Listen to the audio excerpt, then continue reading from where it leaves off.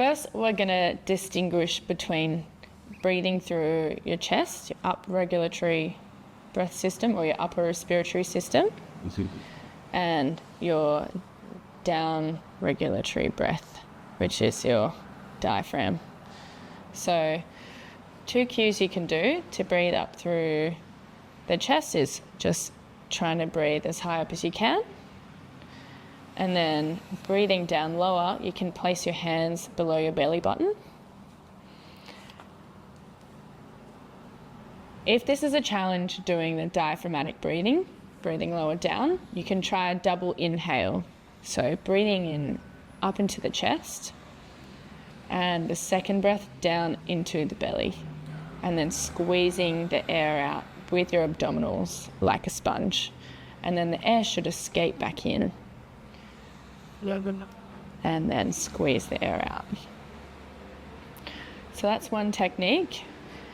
We can also have a look at posterior breathing. So if I get Marek to go face down, if we get Marek to go face down, all of these breathing exercises are easier lying down to start, and then we can start to move in different planes.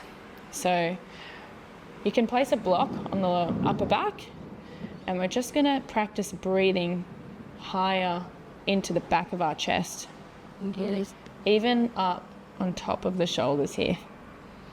So you often find this is where a lot of runners will breathe from, especially when they're exerting themselves a little bit more.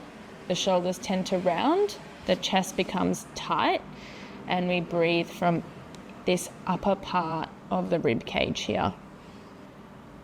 Now, just for funsies, we'll see if we can breathe lower in the back as well. So these are different parts of the lungs, different lobes of the lungs.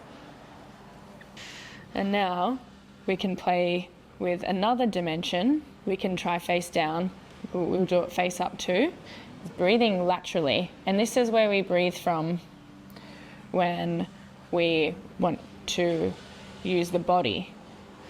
So this breath allows us to keep the pelvic floor activated and the diaphragm moving and undulating, and it also stops us from using our upper respiratory system or overusing it.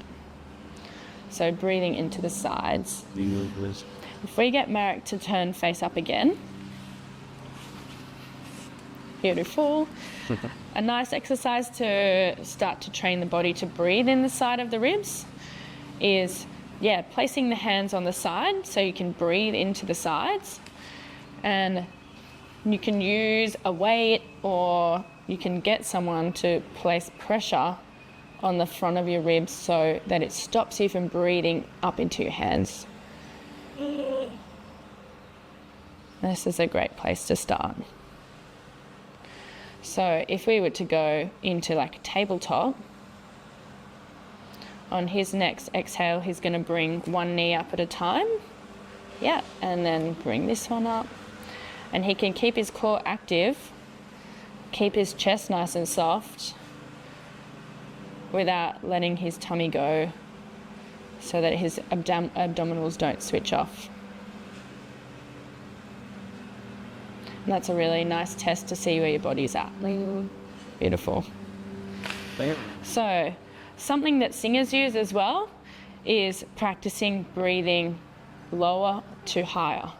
So you can use your hands, and we're just going to work the way up the rib cage. So breathing down into the diaphragm, then slowly bringing it up, and then up higher.